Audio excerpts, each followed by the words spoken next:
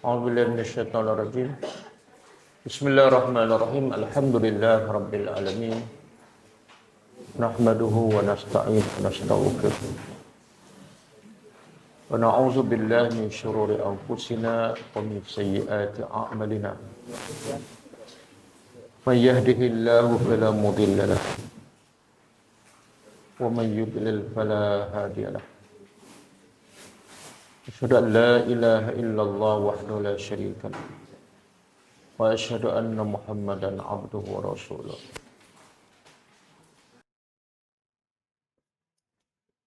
Subhanaka la ilma lana illa ma 'allamtana innaka antal alimul hakim. Allahumma 'allimna ma yanfa'una wanfa'na bima 'allamtana wa zidna ilma. Allahumma ati anfusana taqwaha wa zakkiha anta khairu man zakkaha. Anta waliyuha wa maulaha. Rabbi yassir wa la tu'assir, Rabbi tammi bil khair, amma ba'du. InsyaAllah kita sambung tadabbur surah An-Naml.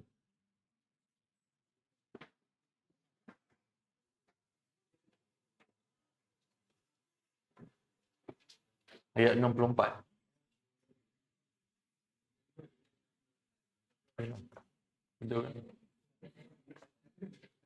Kita sambung ayat 64. Pengajaran ayat 62 dan 63. Okay. Kita tengok pengajaran ayat 62. A'udzubillahi minasyaitonir rajim. Amman yujibul mudtarra idza da'ahu wa yakshifus su'a wa yaj'alukum khulafa'al ard. A ilahum ma'allah qalilan ma tazakkarun.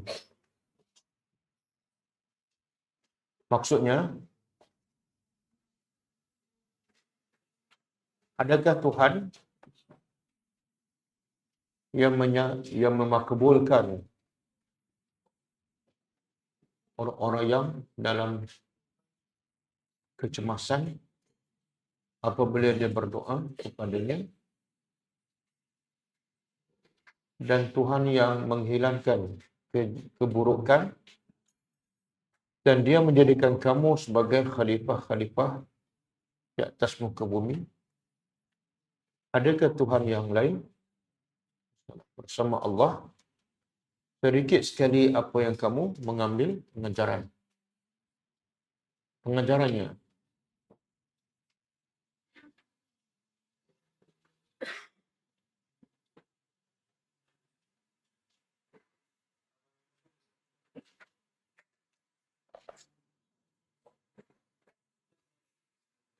Pertama,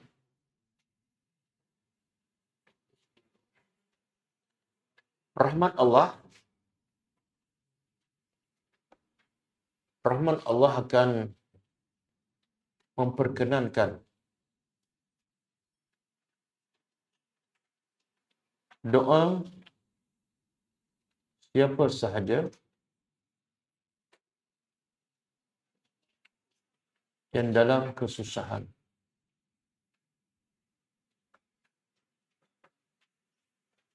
Sama ada dia beriman atau kufur.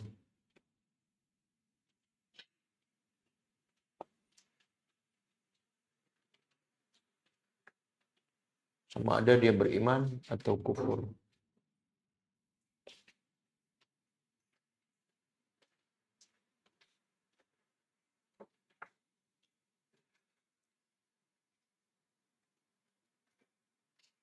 Yang kedua,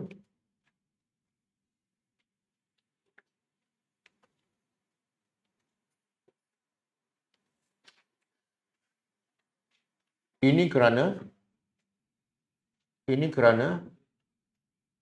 rahmat Allah mendahului kemurkaannya.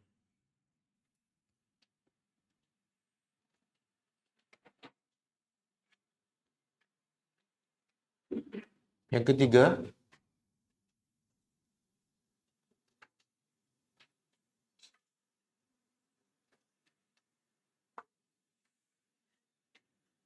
Cara terbaik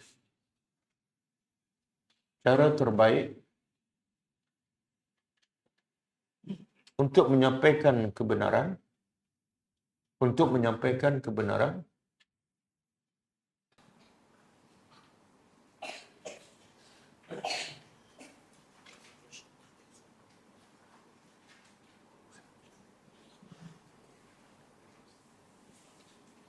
dan menolak kebatilan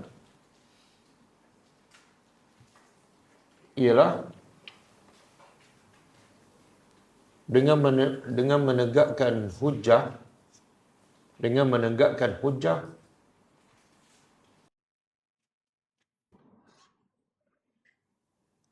yang memaksa musuh mengakuinya.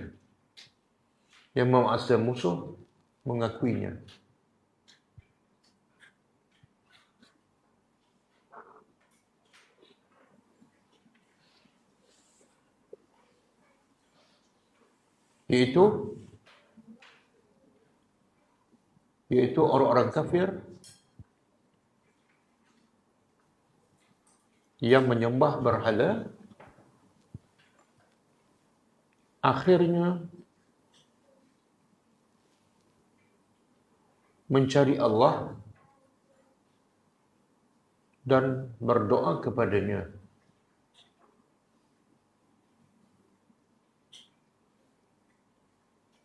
ketika waktu terdesak.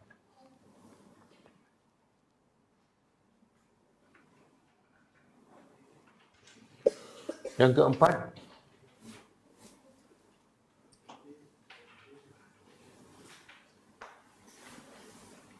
keluasan rahmat Allah yang akan menghilangkan kesusahan daripada siapa sahaja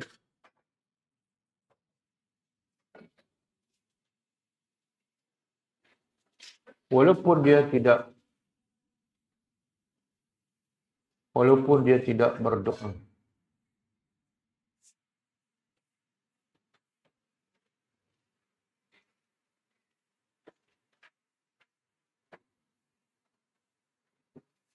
Dan walaupun dia adalah orang kafir.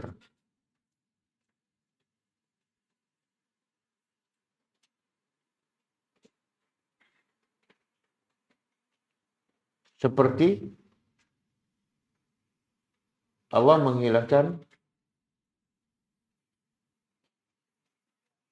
musibah yang menimpa orang kafir.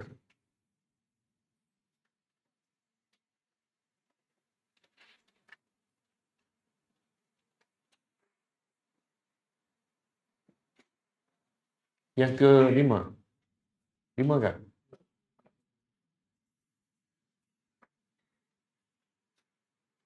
Kekuasaan Allah dan nikmatnya kepada manusia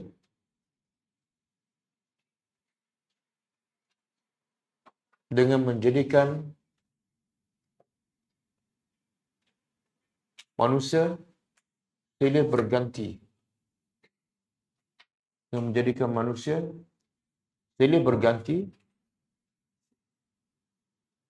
sebagai khalifah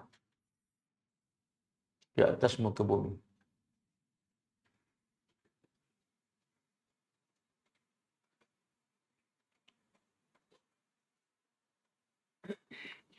Yang ke-6, yang terakhir. Kebanyakan manusia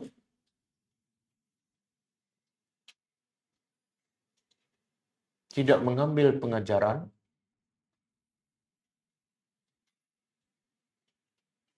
dari tanda-tanda kebesaran Allah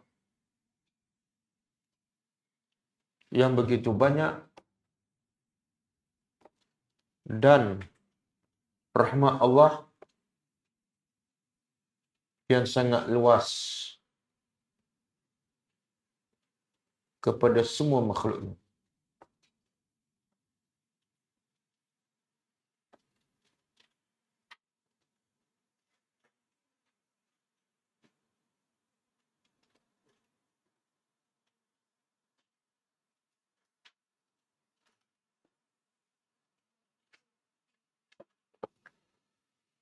Okay, ayat 62. 63. Amman yahdikum fi zulumatil barr wal bahri wa man yursilur riyaha bushra baina yaday rahmatih.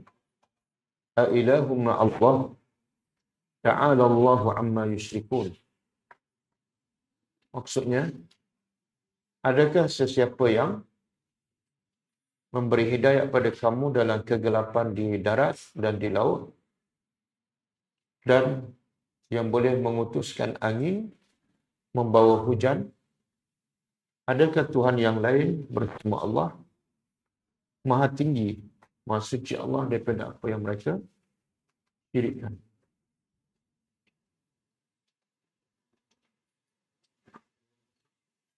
Okay, pengajarannya.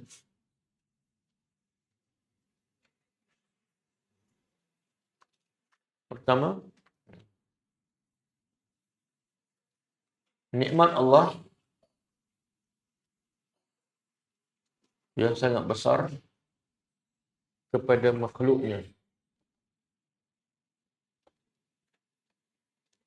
Sama ada manusia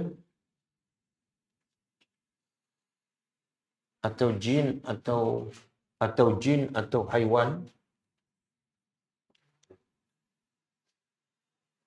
iaitu Allah menunjukkan jalan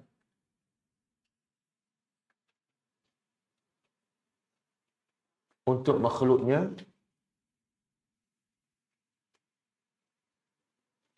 mencari rezeki dan hidup.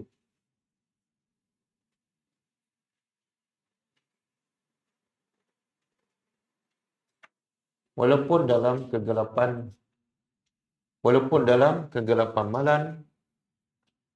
malam di darat atau di laut.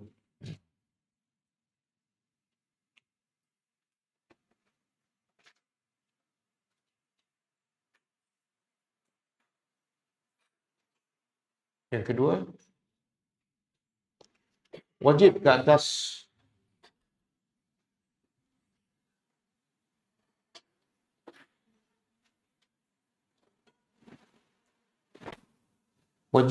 manusia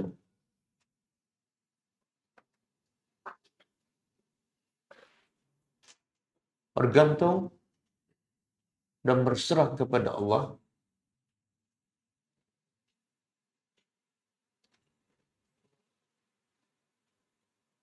dalam mencari hidayat.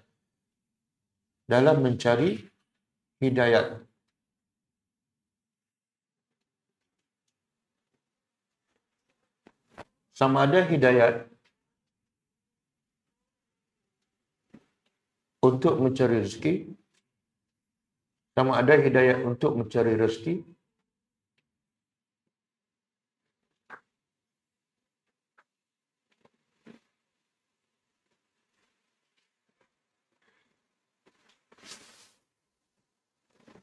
lebih-lebih lagi untuk mencari akhirat.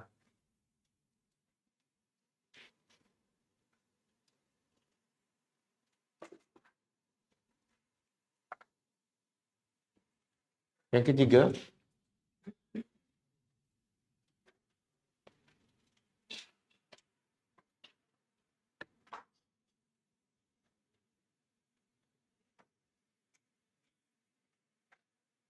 antara tanda kebesaran Allah dan rahmatnya ialah Allah menggerakkan angin-angin untuk membawa hujan.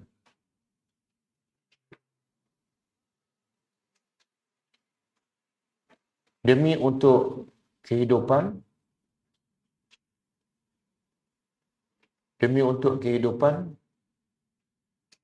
tumbuh-tumbuhan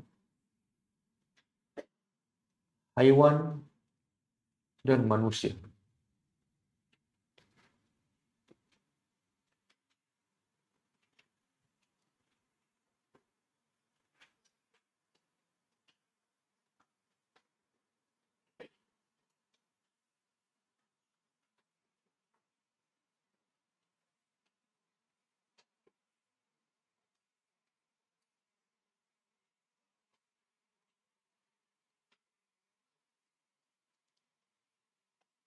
Yang keberapa? 5. Yang keempat, Maha Suci Allah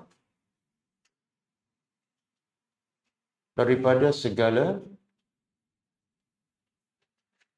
apa yang disekutukan oleh manusia.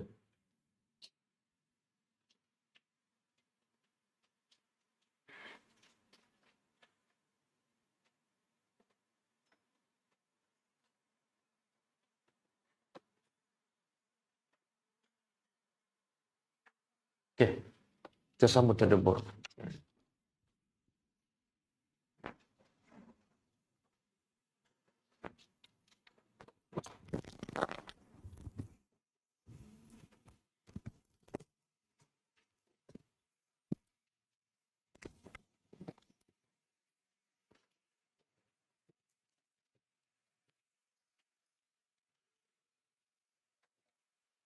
Malam ni kita sambung ayat 64.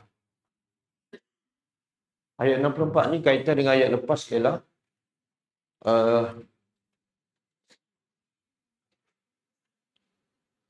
Allah menambahkan lagi bukti-bukti tentang kebesarannya, kekuasaannya, sebagai bukti bahawa ia sahaja yang berhak disembah. Dan yang selain pada itu sedikit pun tidak mampu dan berkuasa melakukan apa yang dilakukan oleh Allah Azza wa Jalla. Okey. A'udzubillahi minasyaitonir rajim. Bismillahirrahmanirrahim. Amman.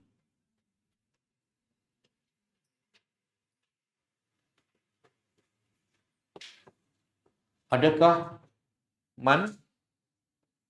Siapa yang berda'u? Yang boleh?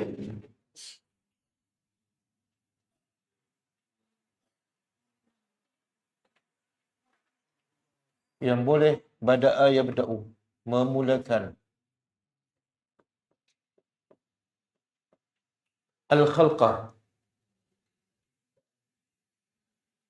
Penciptaan.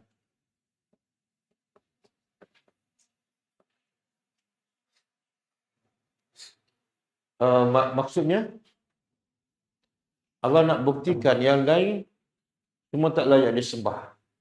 Antara buktinya apa? Tidak ada siapa yang boleh memulakan ciptaan apa-apa saja. Contoh, Allah mencipta langit.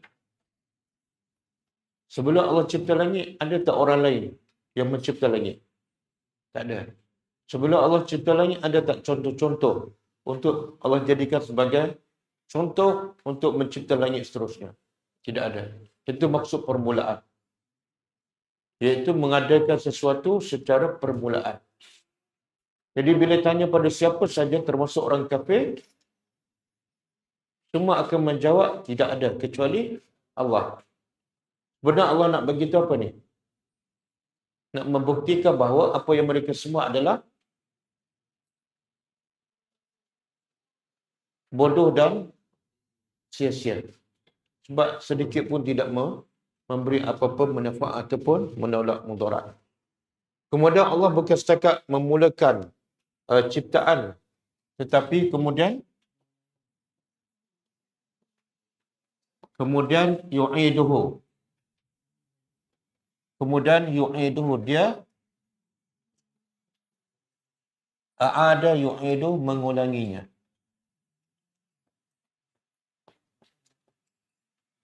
Mengulangi apa ni?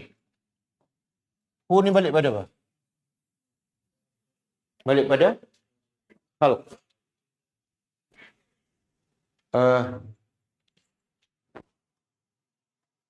antara memulakan ciptaan dengan mengulangi ciptaan, yang mana manusia percaya? Yang mana manusia tak percaya? Okey. Kenapa manusia percaya Allah memulakan ciptaan, tapi bila nak ulang balik ciptaan, manusia tak percaya? Pasal apa?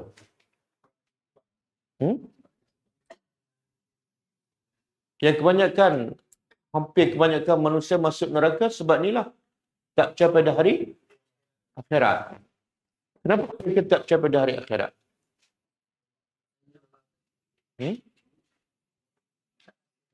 Tak rasa? Apa dia? Mereka tak percaya Allah boleh ciptakan semula. Kenapa mereka tak percaya Allah boleh ciptakan semula? Sebab mereka ikut logik akal. Apa dia? Bila manusia dah mati, dah hancur, contohlah bangun ni roboh kan? Boleh tak dicipta semula sebiji sama dengan asal? Boleh tak? Tak boleh. Kalau cipta juga mungkin ada perbezaan. Betul kan? Jadi dia ukur logik akal dia dengan kuasa manusia dengan kuasa Allah. Jadi bila manusia dah hancur, tinggal tulang, mana boleh Allah cipta balik seperti asal? Okey. Sedangkan logik akal tu bercanggah dengan akal yang waras. Akal yang waras apa dia? Akal yang waras, kalau Allah boleh cipta yang pertama daripada tidak ada apa-apa, maka untuk menciptakan yang kedua sebenarnya lebih mudah. Makna apa tu?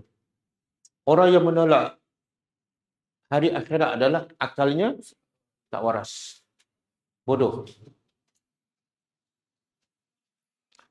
Macam saya kan, saya buat kuih lapis. Lepas tu rosak. Dah elok, lepas tu basi kan. Boleh tak saya nak buat balik kuih lapis sama seperti yang awal yang rosak tu? Bentuknya, warnanya, sama tebalnya. Boleh? Tak boleh kan? Tapi kalau Tuhan, boleh je. Okey. Jadi Allah sebut juga, walaupun secara logik, Allah tak boleh sebut ni. Allah mampu mengulangi ciptaan. Secara logik Allah tak boleh sebut. Tapi sebab banyak manusia tak percaya di sini, Allah sebut sekali lagi. Okey, kemudian waman yarzuqukum, dan Tuhan yang siapa yang yarzuqukum, siapa yang memberi rezeki. Kum, kepada kamu. Tengok bahasa Arab sepatah aja kan. Bahasa Arab yarzuqukum. Bila terjemah, yang memberi rezeki pada kamu, panjang. Okey. Dan rezeki itu daripada mana? Minas sama, dari langit.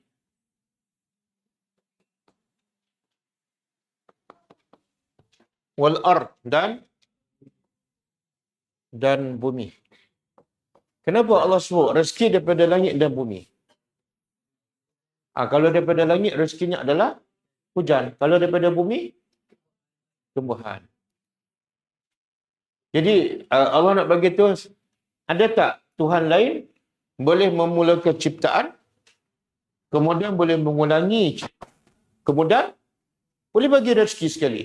Dia cipta, dia bagi makan. Ada tak Tuhan lain? Jawapannya, tak ada. Kalau tak ada,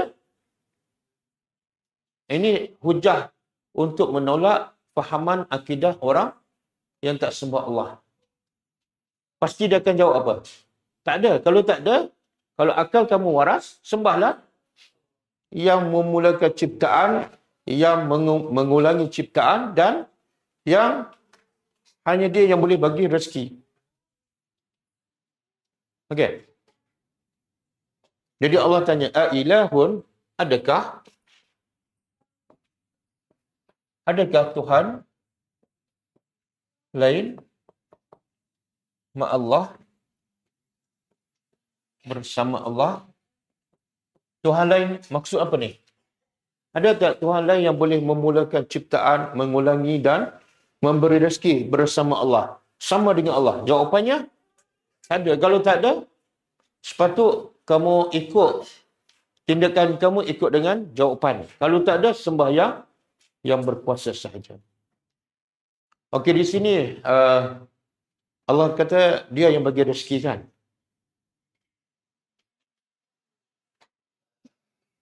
Kebanyakan manusia yang tak beriman ataupun orang Islam sendiri sampai tak solat, sampai melewatkan solat, apa punca? Sebab cari rezeki. Kenapa dia cari rezeki sampai dia tak sembah pemberi rezeki? Kenapa? Kan dia cari rezeki. Kalau tanya siapa bagi rezeki, dia jawab Allah. Kalau Allah yang bagi rezeki, kenapa kamu tak dengar cakap dia?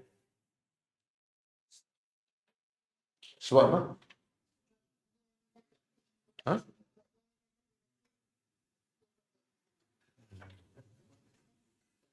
Cuba buka surah ni.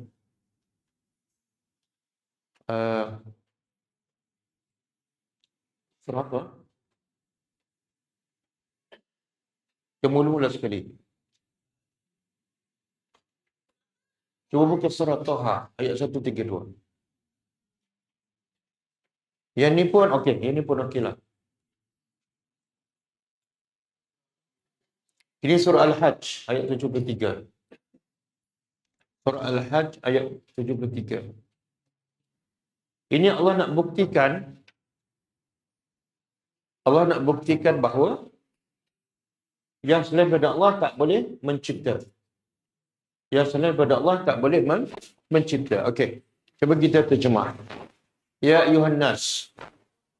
Wahai manusia, duriba. Dibuat masal, contoh. Dibuat contoh perumpamaan. Fastami'u, maka hendaklah dengarlah. Allah suruh siapa dengar ni? Bila dengar di sini apa maksud dia? Ha? Tak dengar di sini ialah maksud faham dan ambil pengajaran. Bukan dengar tapi tak faham apa-apa. Allah sebut dalam surah Al-Anfal, wala takunu kallazina qalu, sambung, wala takunu kallazina qalu inna sami'na wa hum la yasma'un. Allah kata, jangan kamu jadi orang yang berkata kami dah dengar, tapi Allah kata sebenarnya mereka tak dengar. Apa maksud dengar tapi tak dengar? Dengar tapi tak faham, ataupun dengar, faham tapi tak ambil pengajaran. Jadi bila dia tak ambil pengajaran, sama dengan orang tak dengar, 2 kali 5 je. Yang betul-betul dengar ialah yang faham dan ambil pengajaran. Okey, Allah kata fastami'u, dengarlah. Contoh yang Allah nak buat, inna, sesungguhnya allazina, orang-orang yang tad'u, yang mengajak, menyembah min dunillah, orang-orang yang menyembah selain pada Allah, lam yakhluqu, tidak boleh mencipta. Ayat tadi Allah kata apa? Hanya Allah memulakan segala penciptaan, manusia ke, langit ke, lalat ke. Di sini Allah buat contoh yang lagi menunjukkan kelemahan Tuhan-Tuhan selain daripada Allah. Apa dia? Yang disembah selain daripada Allah, lan yakhluqu zubaba. Mereka tidak sama sekali mampu mencipta lalat. Kenapa Allah buat contoh lalat? Kenapa tak buat contoh mereka tak mampu cipta gajah? Kalau kecil tak boleh. Kalau Allah kata kamu tak mampu cipta gajah, dia kata pula besar sangat. Kalau kecil bolehlah. Jadi Allah terus bagi contoh. Okey. Mereka tak mampu cipta lalat. Siapa ni? Tuhan yang disembah oleh mereka yang menyembah berhala sendiri boleh tak cipta lalat? Yang menyembah pun tak boleh, yang disembah pun tak boleh. Okey. Walau ijtama'u la, walaupun semua Tuhan-Tuhan mereka satu dunia. Ada berapa berhala kat dunia ni?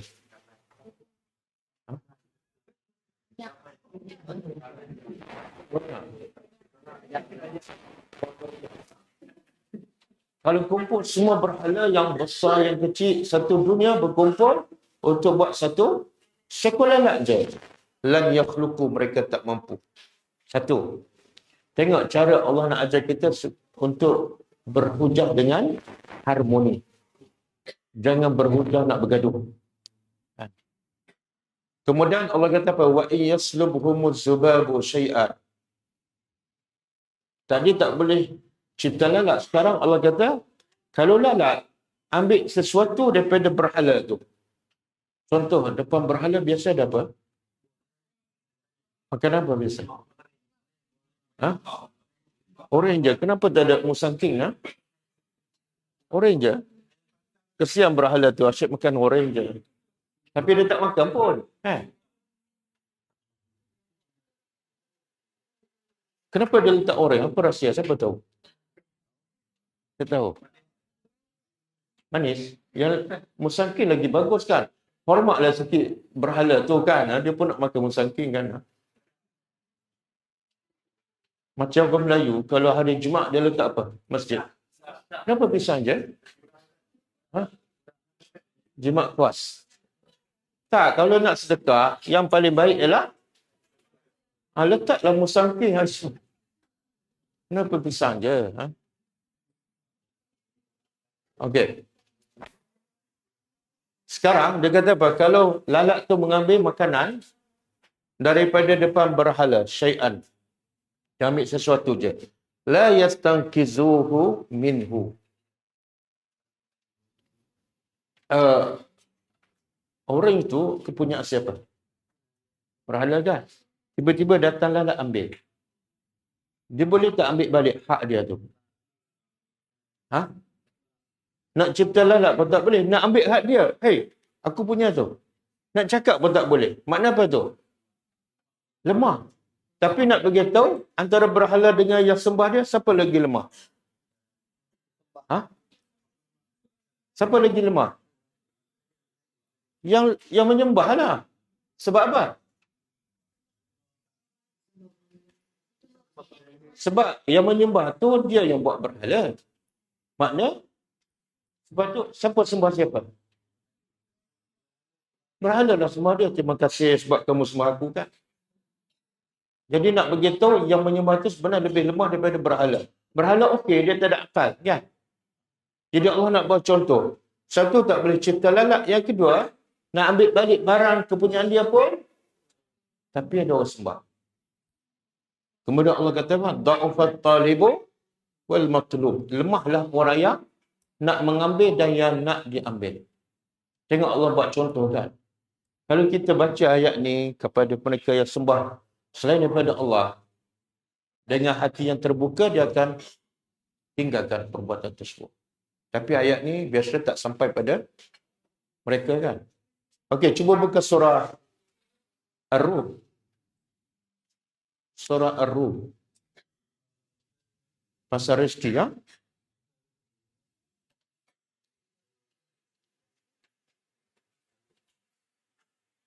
Okey, ya.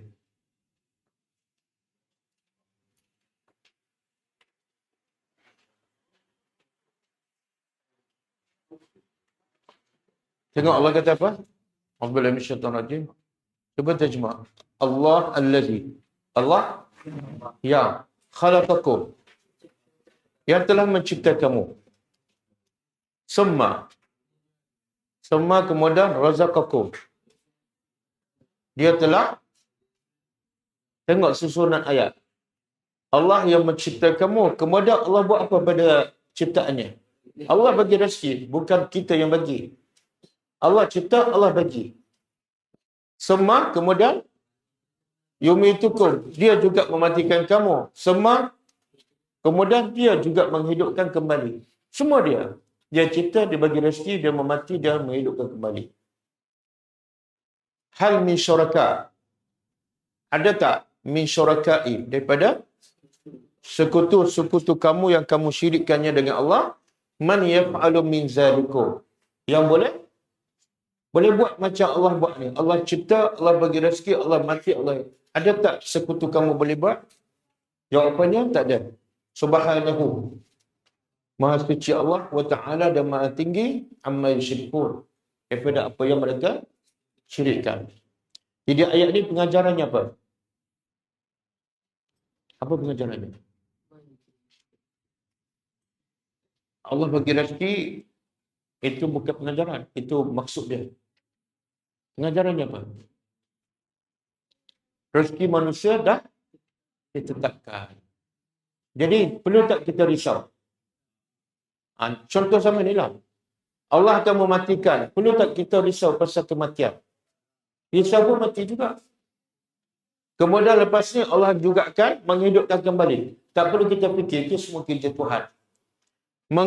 Mencipta, bagi rezeki, menghidup dan mematikan, semuanya kerja Allah.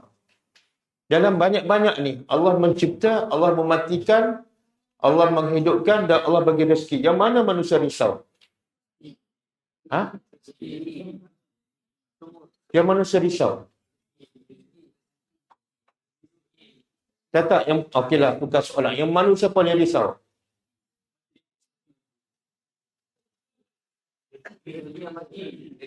Tak, yang manusia paling risau ialah rezeki.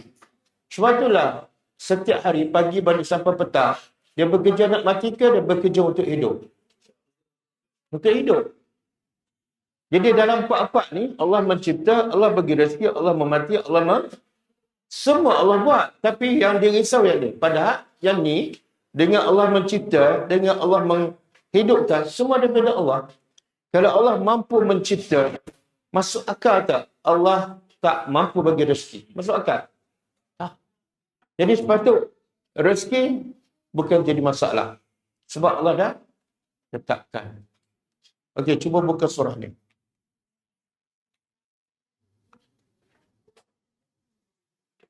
Apa dia selepas ni?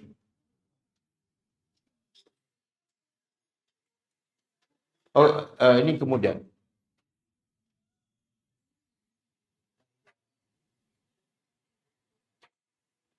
Tak ada bateri.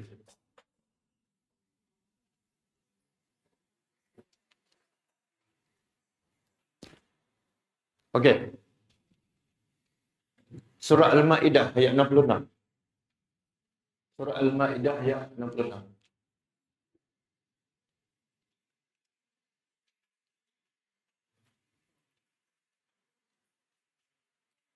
Cuba kita terjemah.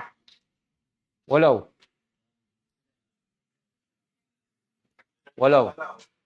Dan lau tu dia kalau terjemah tambah jika kat depan. Jika lau. Jika lau lah. Supaya mudahkan, tambah jika je kat depan jadi terjemah Melayu. Jika lau. Dan jikalau annahum, sesungguhnya mereka. Dengar ke? Tak dengar. Jikalau mereka aqamu, mereka ni ahli kitab, mendirikan, menegakkan at-Taurah wal Injil. Apa makna? Mendirikan, menegakkan apa makna? Beriman. Kalau mereka betul-betul beriman dengan isi kandungan Taurat dan Injil, wa ma unzila ilaihim, dan apa yang diturunkan kepada mereka min rabbihim, daripada Tuhan mereka. Termasuklah apa yang dalam Taurat dan Injil apa dah? Antaranya ialah beriman dengan Nabi Muhammad. Betul? Yang mereka ni tolak Nabi Muhammad, tolak Al-Quran sebab apa? Adakah benda tu cerita Nabi Muhammad tak ada dalam Taurat? Ada. Kenapa mereka tolak? Sebab mereka sebenarnya bukan beriman kerana Allah, tapi beriman kerana bangsa keturunan Bani Israel. Okey. Jadi Allah nak bagi tahu, kalau mereka ni betul-betul beriman dengan kitab Taurat dan Injil dan apa yang diturun pada mereka daripada Tuhan mereka, apa mereka dapat? La pasti. Akalu pasti mereka akan dapat makan. Min fawqihim. Dari atas mereka apa dah? Hujan lah. Hujan. Wa min tahti arjulihim. Dan dari bawah. Apa dia? Tumbuh-tumbuhan. Minhum. Ada ahli kitab itu ummatun muqtasidah. Umat yang pertengahan. Iaitu dia buat yang wajib saja. Wa katsirun. Dan kebanyakan mereka. Minhum adalah jahat. Fasik. Tak beriman. Okey, pengajar ayat ni apa dia?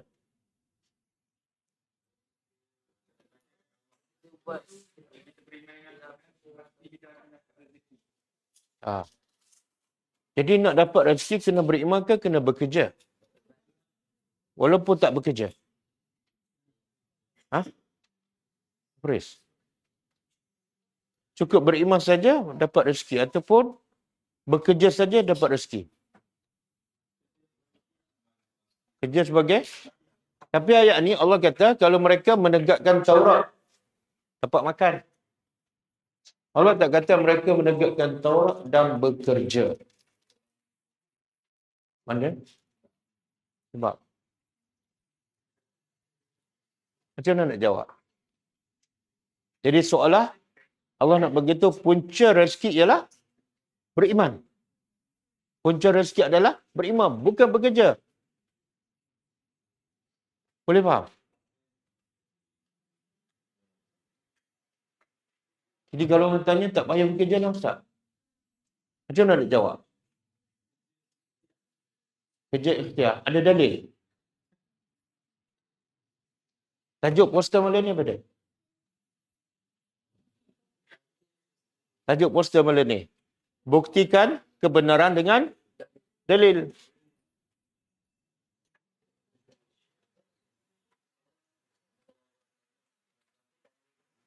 Orang kafir tak beriman. Dapat rezeki kan? Jadi di sini Allah kata kalau beriman baru Allah bagi rezeki. Orang kafir tak beriman. Bahkan mereka lebih kaya, lebih sihat. Oh sementara. Lepas di akhirat dia tak dapat makan dah. Dapatlah. Dapat zakum.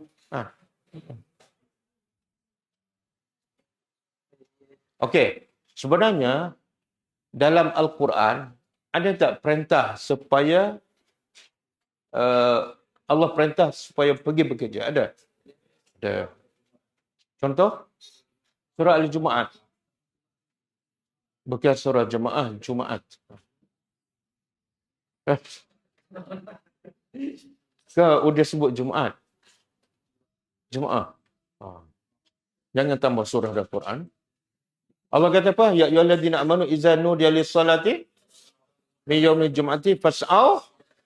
Bila datang hari Jumaat, azan, fas'au ila, tinggal urusan kerja dunia. Kemudian pergi solat. Lepas solat, fa iza qudiyatis solat, bila selesai solat, fantashiru fil ardi. Bertebaran di atas muka bumi buat apa? Wa batagu min fadlillah. Ada satu lagi. Wazkurullaha katsira.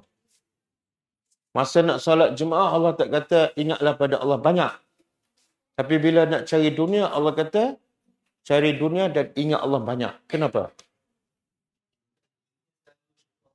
Sebab biasa manusia lupa pada Allah bila? Duduk dalam masjid ke di luar?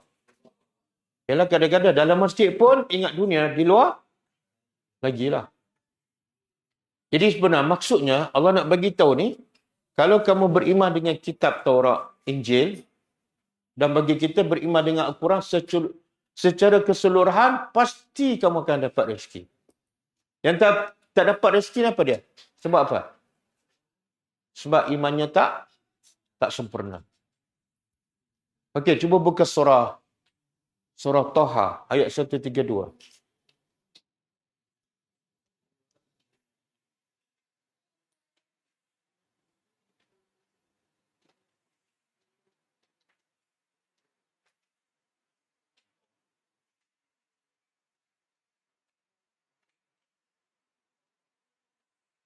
Okey. Dia betul cuma. Wa'mur, dan perintahlah ahlaka, ahli keluarga engkau, bis salati, dengan salat. Wastabir 'alaiha, sabarlah ke atasnya. Ke atas apa ni? Sekarang Allah suruh siapa ni? Allah perintah siapa ni? Allah suruh Nabi dan kita semua. Supaya apa? Supaya kita suruh ahli keluarga kita. Jadi Allah tak kata kepada kita solat. Allah kata suruhlah ahli keluarga kamu solat. Kenapa Allah tak suruh kita? Tengok ayat Quran. Allah kata suruhlah ahli keluarga kamu solat. Allah tak kata kamu solat. Lepas tu baru suruh ahli keluarga. Betul. Allah nak beritahu bila kamu nak suruh orang, pertama kamu mesti kena buat. Dan anak-anak kita pun akan ikut dengan apa? Dengan kata-kata ke dengan contoh? Dengan contoh. Jadi suruh ahli keluarga kamu solat. Lepas tu, kenapa? Sabar. Kenapa kena sabar? Bila? Bila dakwah kena sabar ni, dakwah pada siapa ni? Ahli keluarga. Tak, dia solat ni benda yang mudah kan? 5 waktu je. Satu waktu 4 rakaat. Tak sampai 10 minit. Tapi kenapa kena sabar? Kerja 8 jam. Allah tak katalah pergi kerja dan sabar. Tak ada ayat tu. Tapi bila solat 10 minit, Allah kata solat sabar. Kenapa yang 10 minit Allah suruh sabar? Yang kerja 8 jam Allah tak ada ayat pun suruh sabar. Kenapa? Kuat sikit. Tak dengar. Zakuan pakai mask ya? Nak tak perintah Allah kena? Kenapa? Sebab, betul. Modest. Semua perintah Allah berlawanan dengan nafsu tak suka. Walaupun nampak 2 rakaat, walaupun 4 rakaat. Sebab itulah anak kita kan, anak kita, kalau dia nak jumpa kawan dia, pukul 4 pagi. Dengan dia nak jumpa kawan ni di Kuala Lumpur, pukul 4 pagi. Dengan dia nak pergi masjid, pukul 6 pagi. Untuk solat, yang mana dia bangun awal? Pergi KL. Itu anak kita. Kita pula, kalau nak pergi airport kan, nak pergi ke UK, flight dia pukul 3 pagi. Kita pergi pukul apa? Betul. Masjid sebelah pukul subuh, pukul 6. Kita pergi pukul apa? Yang mana lebih susah? Ada minyak, ada tol, jauh. Yang mana? Tak, masjid susah. Masjid banyak tol lah. Nak pergi masjid banyak tol. Tol siapa dia ni? Bukan pelas, syaitan. Nampak tak? Sebelah rumah je. Tapi nak bangun subuh, untuk bangun 2 rakaat saja, tak sampai setengah jam. Dia macam nak terjun gunung. Tapi kalau katalah besok nak daki gunung kan, kena siap pukul 3 pagi. Lepas tu kena bawa beg pula 3 kilo. Dia pergi tak? Pukul apa dia pergi? Mana lebih berat? Panjat gunung, bawa beg berat dengan pergi solat subuh, tak bawa apa-apa. Solat subuh lebih berat kan? Dia lebih teruk daripada panjat gunung. Sebab solat, Allah jadikan semua perintah Allah, nafsu tak suka. Kenapa?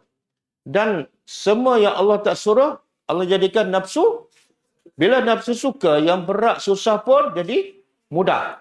Bila nafsu tak suka, yang ringan je.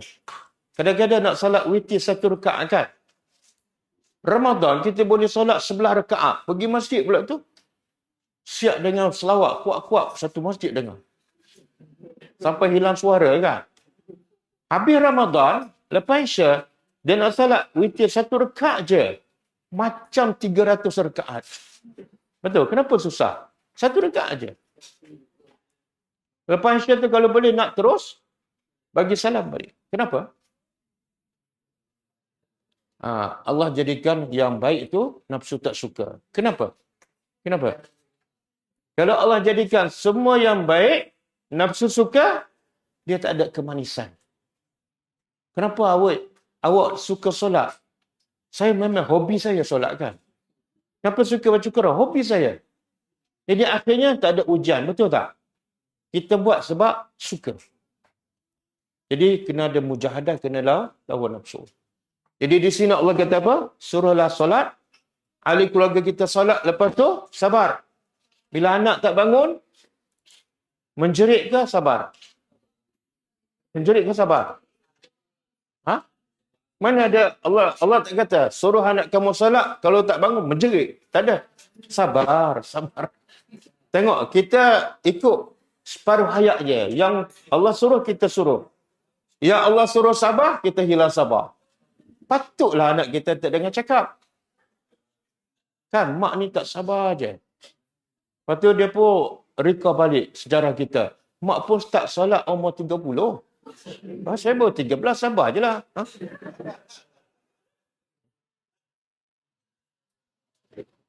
Okey, lepasnya Allah sebut apa? La nas'aluka, kami tak minta engkau rezeki. Apa kaitan? Mula-mula salat. Lepas tu cerita rezeki. Dan Allah pula cerita apa? Kami tak minta engkau rezeki pun.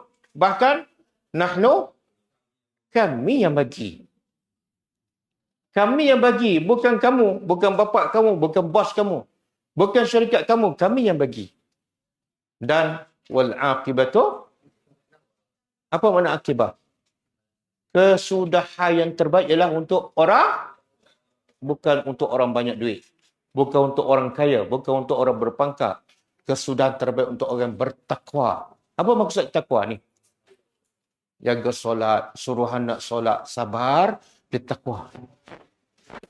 Okey, soalan. Kenapa lepas cerita solat, terus Allah sebut pasal rezeki? Ha?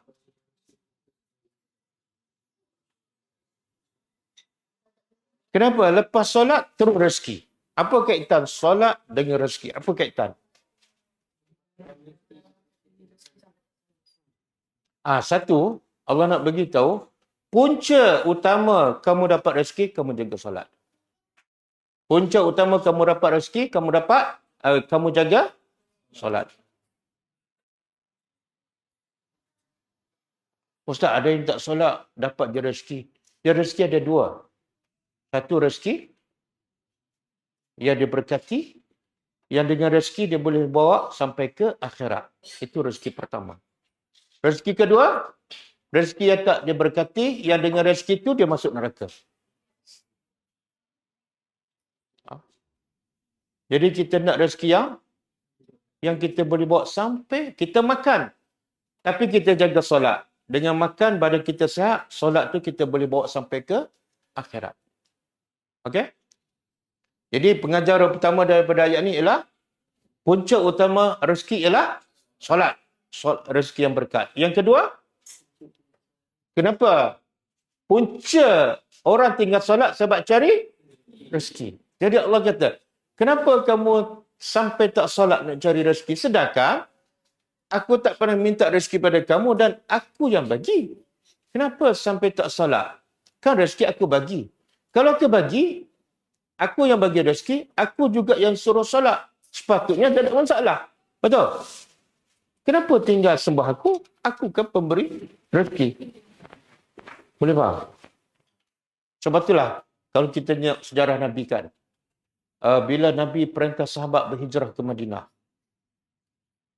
sahabat ramai pertikaikan, ramai sahabat bertanya, Ya Rasulullah, kami tak ada harta, berhijrah tinggal harta dekat Mekah.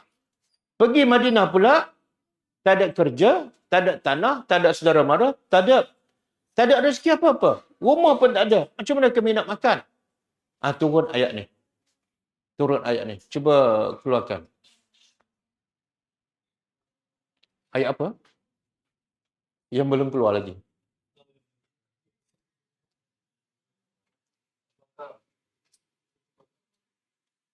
Bukan. Dia ada ayat wama min dabbatin. Ali Imran. Lupa. Ustaz tak hafal Quran, lupa, okey. Pelajar hafal Quran, lupa, KO. Siapa yang hafal 30 juzuk? Sakit kan? Ingat ayat tu. Okey. Bukan. Ini bukan. Bukan. Keluar lagi yang belum keluar tu.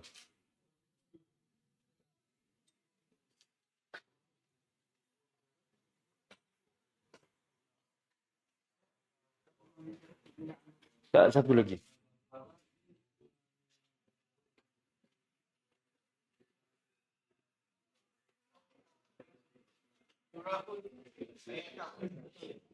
Tak, yang nak bagi.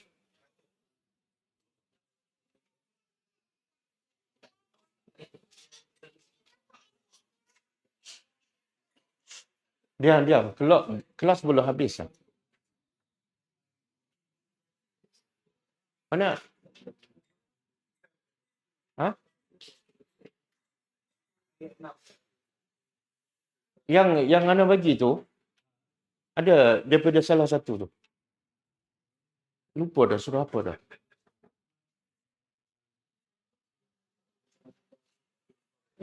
Tak jumpa?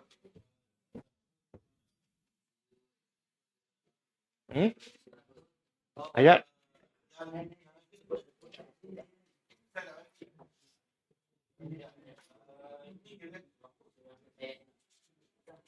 Surah Hud.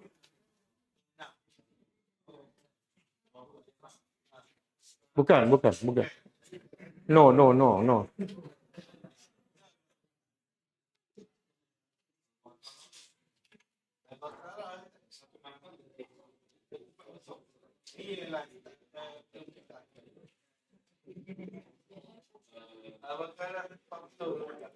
Okey. Al-An'am. Al-Ankabut.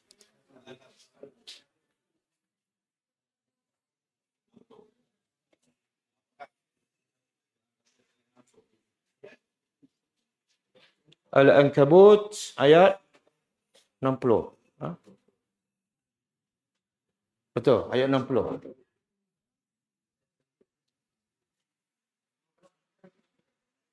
Al-Ankabut ayat 60.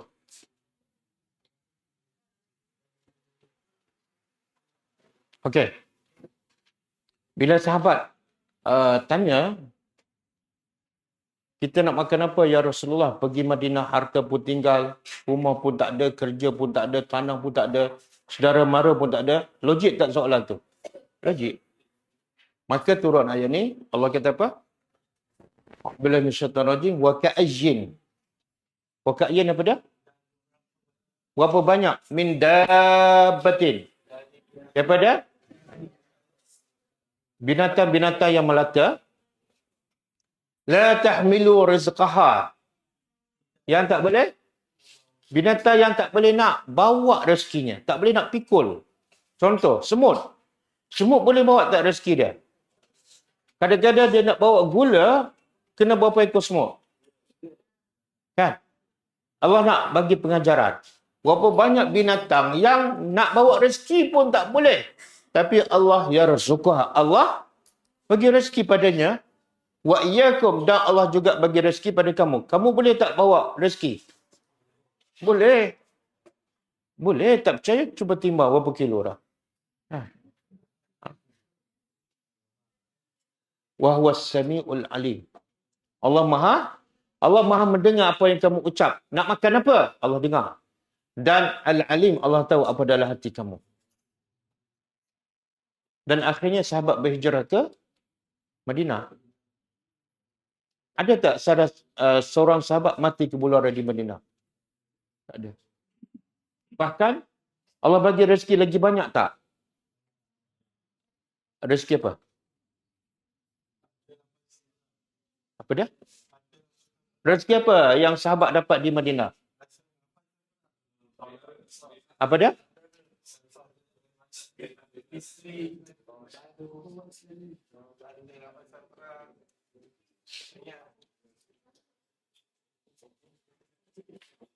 Apa dia? Sebut seorang. Rezeki apa yang Allah bagi kepada sahabat sebaik saja mereka berhijrah ke Madinah? Ha? Tak. Rezeki yang paling hebat ialah nikmat beribadat. Tahu tak sebab apa Allah suruh Nabi dan sahabat berhijrah ke Madinah? Apa sebab? Sebab di Mekah tak sempurna ibadat. Tengok kita bila sebut rezeki kita nampak apa? Duit. Wal aqibatu littaqwa. Kesudahan yang terbaik ialah untuk orang yang bertakwa. Takwa apa dah? Nabi dan sahabat orang paling bertakwa apa dah? Allah kata hijrah. Jangan fikir pasal rezeki. Sebab yang suruh berhijrah siapa dah? Pemberi rezeki. Dia saya bagi analogi macam inilah.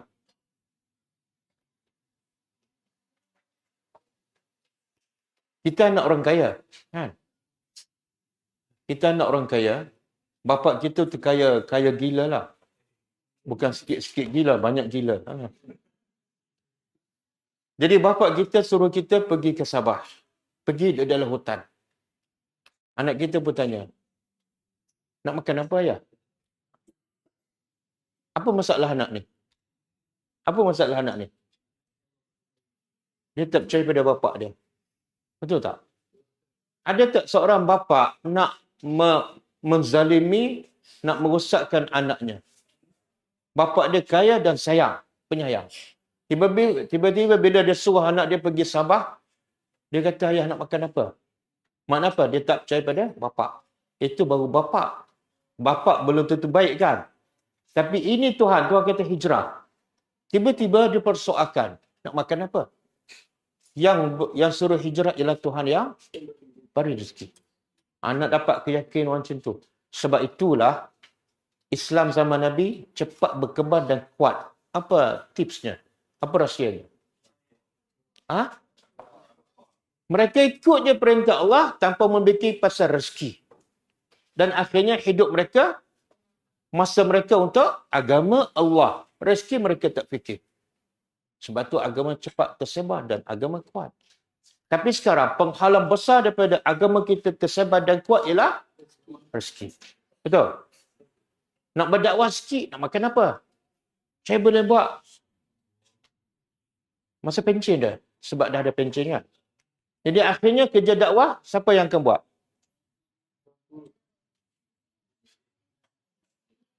Tak tahulah, orang-orang tertentu je. Kan? Okey. Cuba buka surah apa? Ni, cuba ambil pengajaran ni. Allah sebut ni. Binatang yang tak boleh. Contohlah cacing. Cacing yang paling halus. Dia boleh tak? Cacing halus tu, kita nak nampak muka, mata dia pun tak nampak. Betul? Mulut dia nampak tak? Cacing paling halus.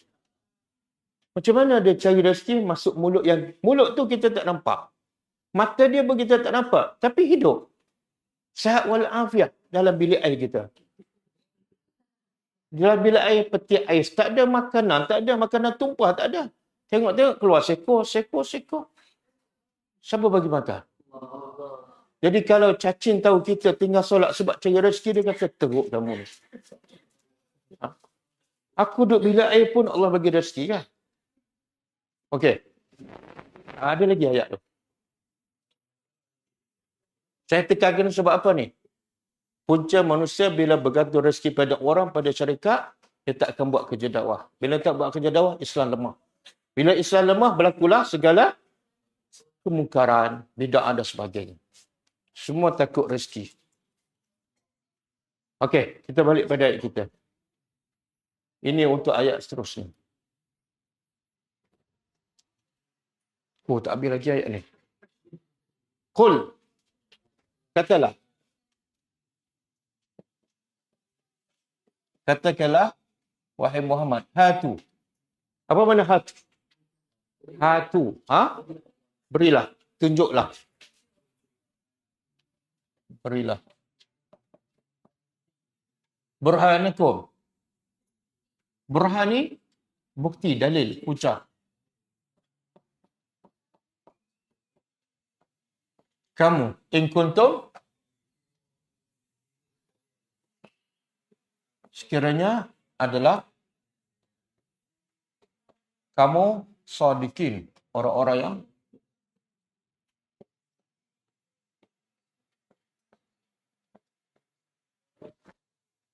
apa maksud dia? Kalau kamu benar, benar apa? Benar apa? Dakwaan apa? Allah suruh Nabi, ini dalam bentuk cabaran. Antara cara kita nak berdakwah ialah mencabar. Bukan bergaduh, mencabar. Cabar apa dia? Minta bukti. Wahai Muhammad, kalau mereka mendakwa Tuhan mereka tu boleh buat apa-apa, bagi bukti. Sehingga mereka, Tuhan tu layak disembah, bagi bukti. Allah tahu tak, apa yang mereka sembah tu, tak ada bukti pun bahawa berhala tu boleh buat sesuatu. Allah tahu tak, mereka tak ada bukti. Kalau Allah tahu, kenapa Allah suruh Nabi minta bukti? Sedangkan Allah tahu mereka tak akan dapat bagi bukti. Bukan minda.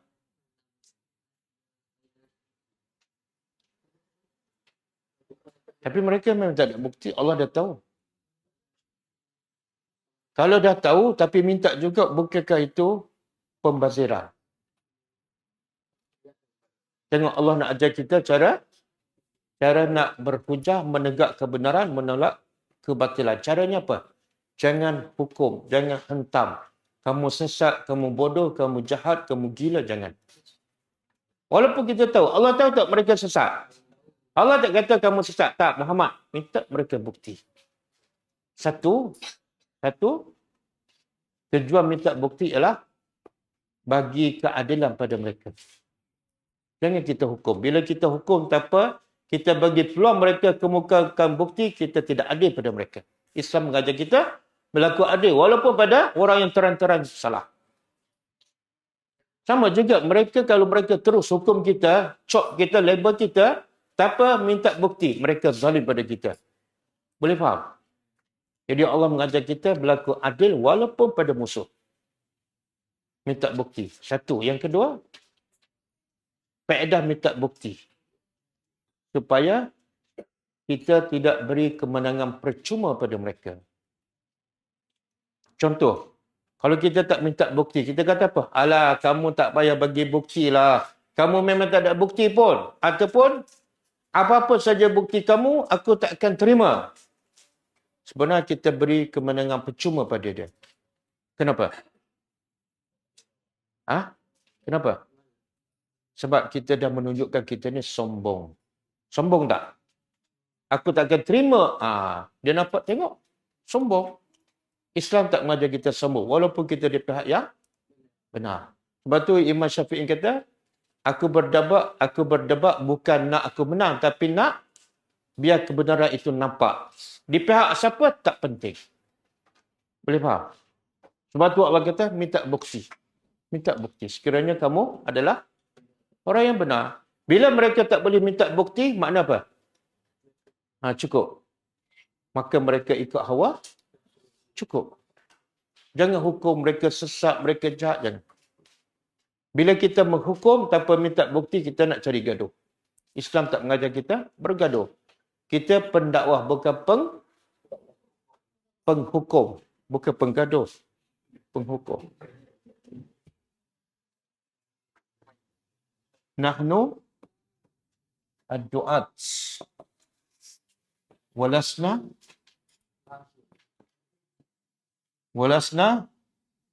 al-qudat. Al-qudat tu jamak kepada qadi. Du'at jamak kepada da'i. Kita adalah pendakwah-pendakwah. Walasna, dan kami bukan penghukum. Bila kita suka hukum orang, kita dengar orang tu 2 kali 5. Jangan. Orang gelar kita bodoh, kita kata, kamu 2 kali bodoh. Kita lagi teruk pada dia. Boleh kan? Cuba buka surah ni. Ha? Tak, ini bukan ayat Quran, bukan hadis. Ini kata-kata ulama. Kita adalah pendakwah, bukan penghukum. Okey, cuba buka surah ni.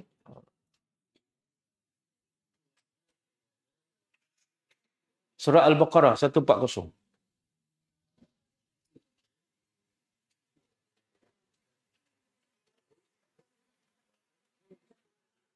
Tengok Allah mengajar kita. Buat tengok. Apa terjemah? Am taquluna. Ataupun kamu punya ahli kitab. Ahli kitab Yahudi dan Nasara mendakwa. Apa mereka dakwa? Inna Ibrahim. Sesungguhnya Ibrahim wa Ismail wa Ishaq wa Yaqub. Apa hubungan empat ni? Ibrahim dengan Ismail apa hubungan? Ismail dengan Ishaq? Adik-beradik mak semak sepak ke? Semak tak sepak?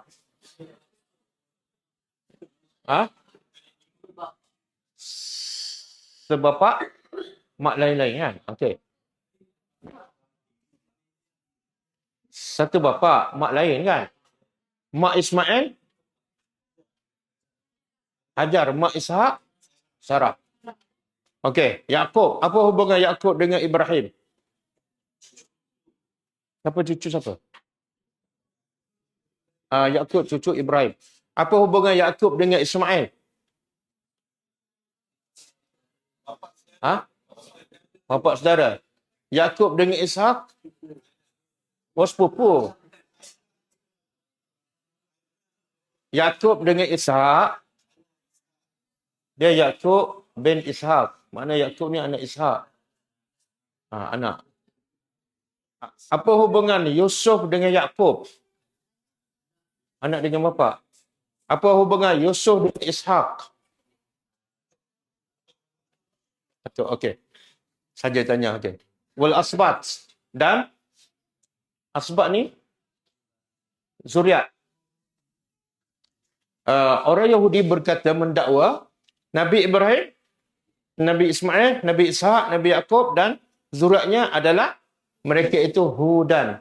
Asalnya beragama Yahudi. Dia klaim. Dia nak begitu agama Yahudi betul ni, buktinya apa? Dia berasal daripada Nabi Ibrahim lagi. Okey? Orang Nasrani pun dakwa yang sama. Dia kata Nabi Ibrahim ni asalnya agama Nasrani. Jadi kami bukan buat benda baru. Ini keturunan daripada Ibrahim. Tengok macam mana Allah Ta'ala hujah mereka. Qul, wahai Muhammad. Allah nak mengajar kita cara nak menegakkan kebenaran. Wahai Muhammad, tanya pada mereka. A'antum a'lamu amillah? Apa makna? Adakah kamu lebih tahu daripada Allah tentang Ibrahim ni agama apa? Dia akan jawab apa soalan tu? Tak apa pula soalan. Adakah kamu lebih tahu? Jawapannya? Adakah kamu lebih tahu daripada Allah? Jawapannya? Tidak. Allah lebih tahu kan? Jadi kalau Allah lebih tahu, adakah Allah bagi tahu Ibrahim tu beragama Yahudi? Ada ayat? Tak ada. Mana apa? Memandai-mandai. Jadi kalau orang kata contohlah, dia mentafsir ayat ikut pakai akal. Kita guna hujah yang sama. Jangan terus hukum dia sesat. Okey, yang kamu tafsir ni daripada siapa ni? Daripada si fulan. Kita pun tanya. Ataupun dia buat benda yang bid'ah lah. Kan? Kita tanya. Siapa lebih tahu sebenarnya? Allah ke tok guru kamu? Dia akan jawab apa? Allah. Okey. Kalau dia jawab Allah, ada tak Allah cakap benda ni? Ada tak Allah cakap buat sekian-sekian? Dia akan jawab? Cukup. Cukup. Kita telah berjaya membuktikan bahawa amalan dia jangan sesat lah. Salah. Tak perlu kita guna sesat beda, tak perlu. Kan? Kita cukup buktikan bahawa dia buat amalan tidak ada dalil. Cukup. Dia manusia sensitif kalau melabelkan. Kita marah orang label kita. Kita pun 2 kali 5 melabel ke orang. Apa beza? Kan? Okey. Habis ah? Ada lagi pasal. Ini cara nak berdebat, berhujah.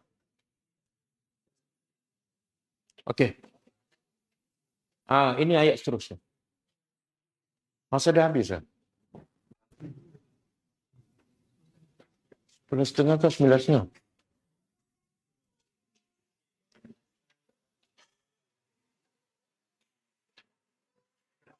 Okey, kita terjemah ayat ni. Qul, wahai Muhammad, qul katakanlah. La ya'lamu. Tidak ada yang mengetahui.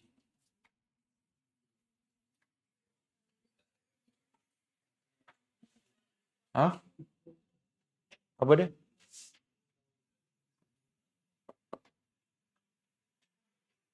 Tidak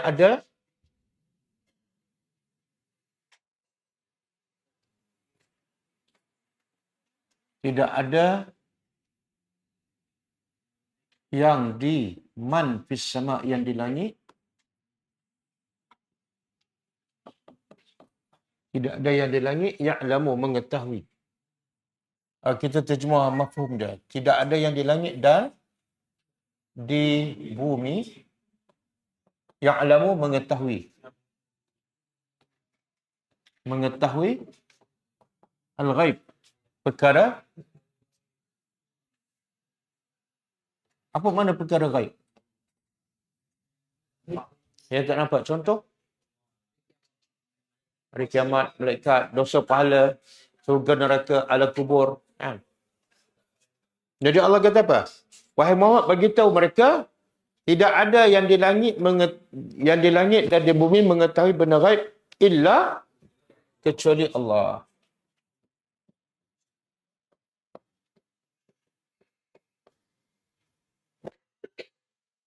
Maksudnya apa? Satu lagi hujah bahawa Tuhan yang disembah selain daripada Allah langsung tidak layak disembah. Antara sebab apa? Dia tak tahu pun benda ghaib. Cuba tanya berhala. Apa yang akan berlaku lepas 1 jam? Cuba tanya berhala. Dia jawab apa? Berhala kata, kamu pun tak tahu kan? 2 kali 5 dia. Jadi yang tahu benda ghaib siapa? Hanya Nabi Muhammad tahu. Ada dalil? Ada dalil Nabi tak tahu benda ghaib? Lah inilah dalilnya. Tak ada siapa yang tahu benda ghaib kecuali. Jadi Nabi pun tak tahulah. Tok Bomo. Tapi ramai orang Melayu tak jumpa Tok Bomo kan?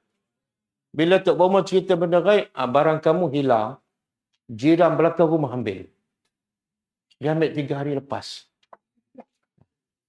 Ada orang Melayu percaya? Apa hukum percaya pada Bomo yang mendakwa dia tahu benda ghaib? Syirik. Dan bercanggah dengan ayat ni. Tak ada siapa yang tahu benda ghaib. Kemudian wama yash'uruna, dan tidak yash'urun apa dia?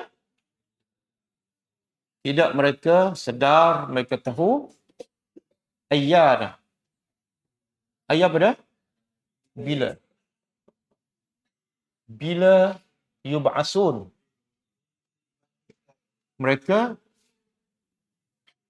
akan dibangkitkan.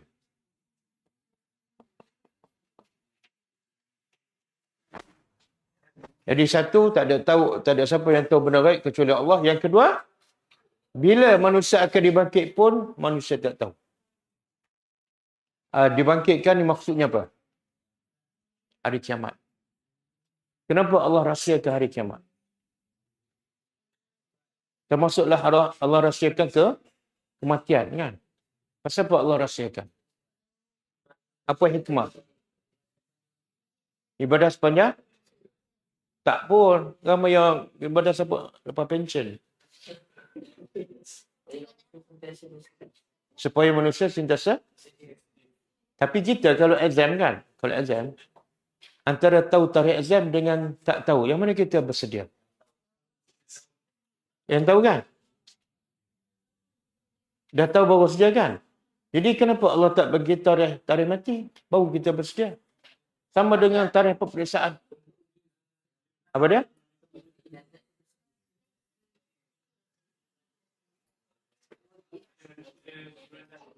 Mana lebih baik? Kalau kita sekolah, cikgu tak bagi tahu tarikh peperiksaan.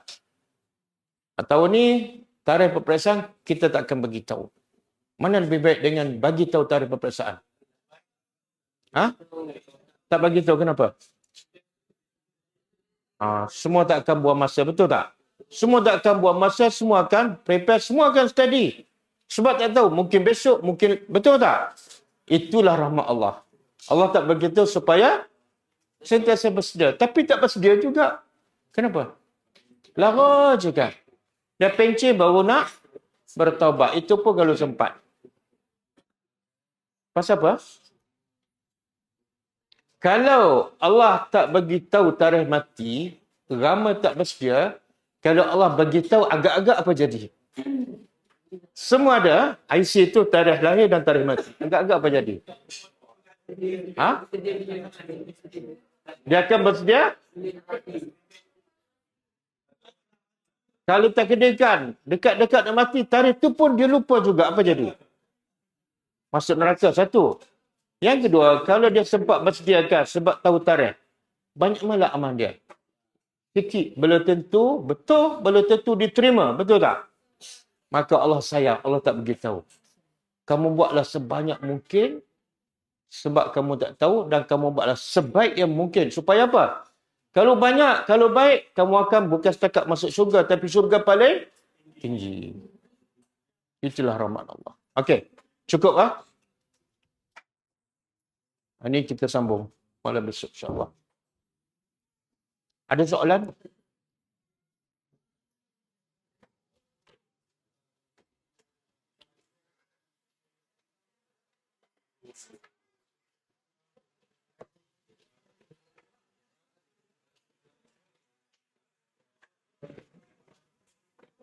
Kalau tak ada, insyaAllah pagi besok ada kelas. Kelas Sirah An-Nabawiyah. Pukul 10.30. Di sini. Kemudian malam besok kita sambung tadabbur surah. Surah An-Naml. Okey, kita tutup dengan membaca tasbih kafarah. Subhanakallahumma wa bihamdika. Asyhadu an la ilaha illa anta astaghfiruka wa atubu ilaik. Assalamualaikum warahmatullahi wabarakatuh. كتاب الله ترق جنانه وتنى العظيم